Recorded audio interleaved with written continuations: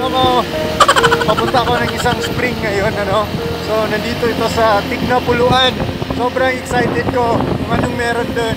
So tara, let's go! Ayun, ganda ng view mga mau. Bahala na mahuli ako sa lakad namin, ano. Kasi video tayo dito. Kasi sobrang ganda. So nandito na tayo ngayon sa entrance ng Sinulom, ano.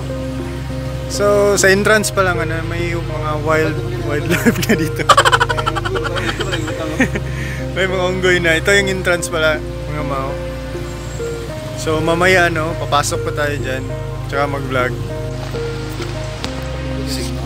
So what's up mga mau? Nandito na kami, ano. So before tayo makapunta dun sa spring, dadaan muna tayo ng isang hanging bridge. So medyo malayo rin siya, no, kung galing ka sa Cagayan de Oro City.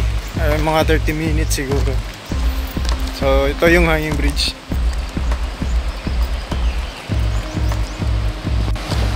So ito na yung hanging bridge. Ang ganda yung view dito eh.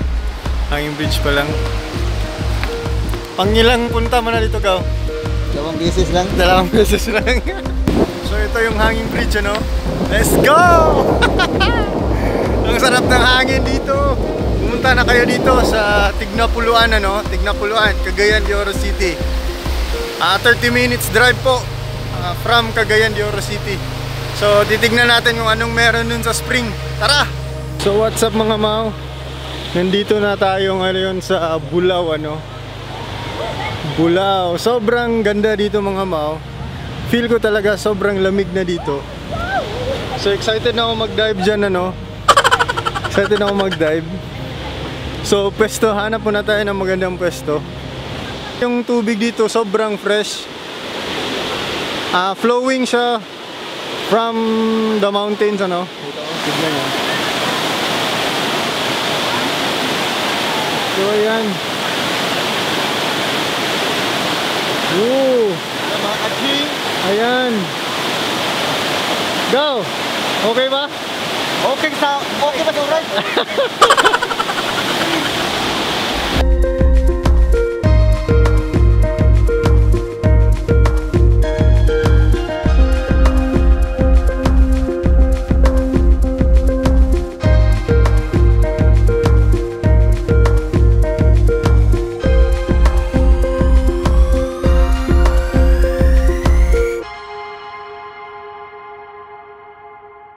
So guys, maliligo muna kami, ano. So ayan, let's enjoy this beautiful nature.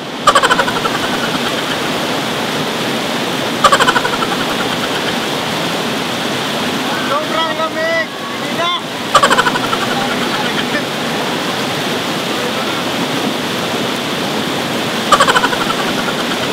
Against the light, ano, pero sobrang sarap. Try natin dyan. Okay, let's go!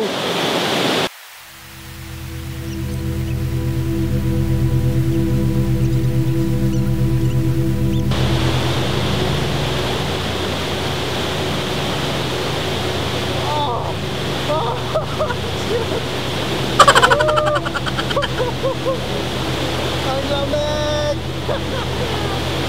Ang lamig po na mau!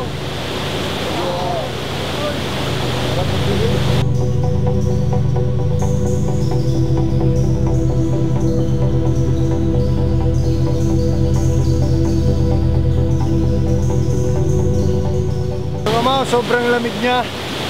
Woo! Hindi ko alam kung kaya ko pang tumagal, pero sobrang lamig niya, sobrang sarap, napaka-refreshing, ano. So ayun, no. Si Papi Aloy yan, Papi Aloy. So tara, babad muna tayo.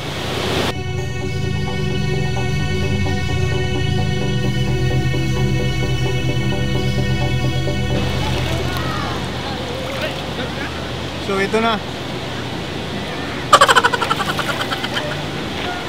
Sobrang sarap talaga ng tubig, promise. Parang masarap pa to sa alkaline at saka mineral na mga tubig, ano. May mga isda pa dito, makikita mo. Kung pupunta kayo dito, may mga isda.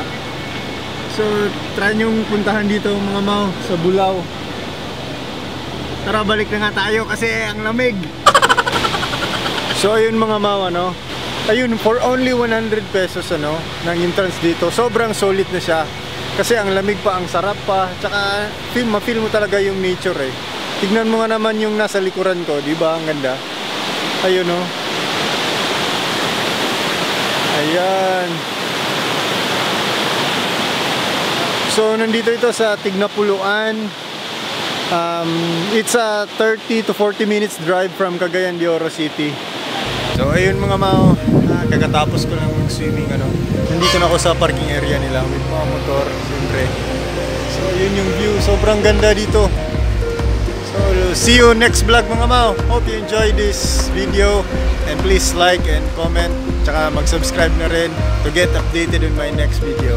So see you next time. Ash.